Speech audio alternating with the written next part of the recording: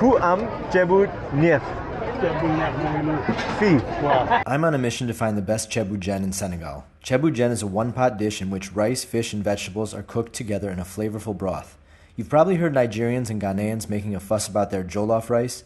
Well, Ceebu Jen is like the OG Jollof. In fact, the word Jollof itself is a reference to the 16th century kingdom of the same name, which was located in modern-day Senegal. Ceebu Jen originated in Saint Louis, a town in northwest Senegal at the mouth of the Senegal River, right next to the border of Mauritania.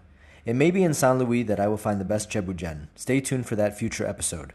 But today, I'm going to the capital and largest city in Senegal, a place where a lot of Ceebu Jen is cooked and consumed every day.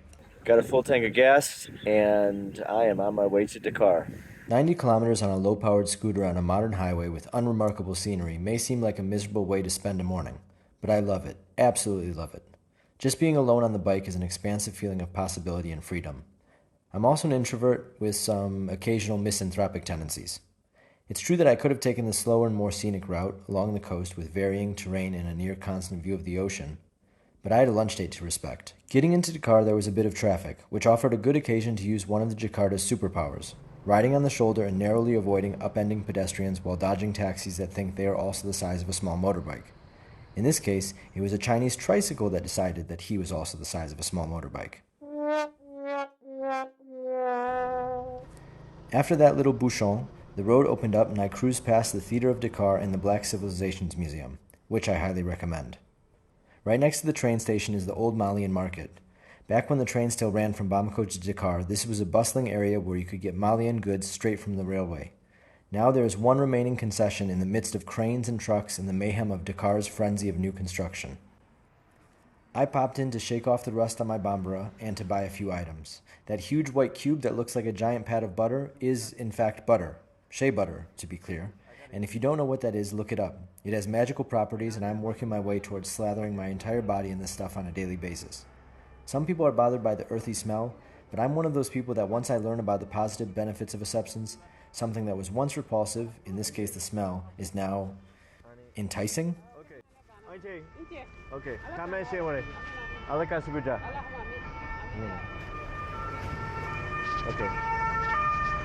Then I was back on the road, on my way to Marché Kermel, past these guys who were having a somewhat rough morning.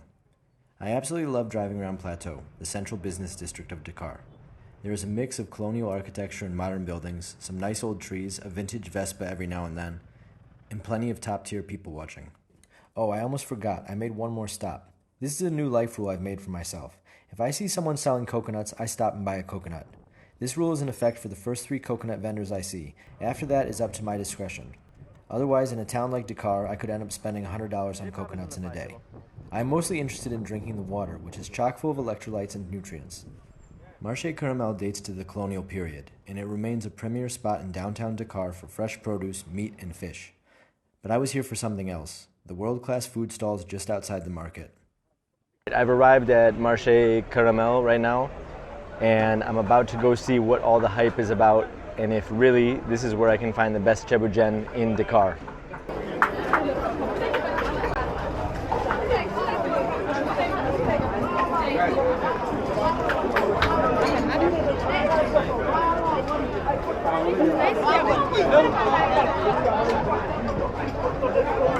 Ku am Ceebu Jen.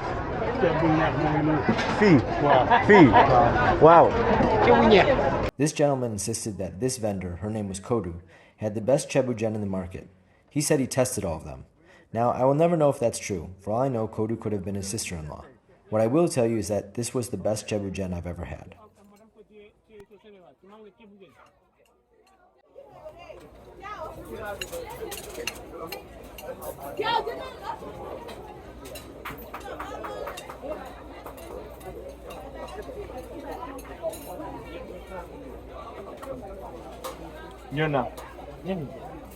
One of the things that makes Ceebu Jen such a delightful dish is its complexity.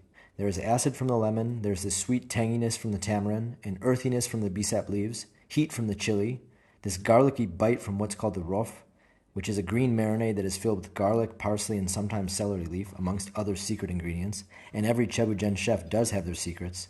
And then you have all the textures, the fish, the rice, the gratin, that crispy rice that's scraped from the bottom of the pot. It's the anatomy of a perfect bite. Some fish, some of the gratin of rice from the crispy rice from the bottom, some of the bisap leaves, some of the tamarind, and there's some chili in there as well. That is heaven right there. It's true that this is only episode 1 of this series, but I've eaten my fair share of Ceebu Jen, and that was truly excellent. Whatever Ceebu Jen I try next has big shoes to fill. Oh, and a special shout out to Kodu's chili sauce. It had a delayed fuse that nearly sent me into cardiac arrest on the ride out of the market, but damn, it was good. After lunch, I ran a few more errands in Dakar before making my way out of the city. Overall, a fantastic day and a first-place Ceebu Jen. I did not, in fact, get hit by this bus as I hop back on the highway to head down south to the Petite Côte. Stay tuned for episode 2, where I eat more Ceebu Jen and dodge more traffic.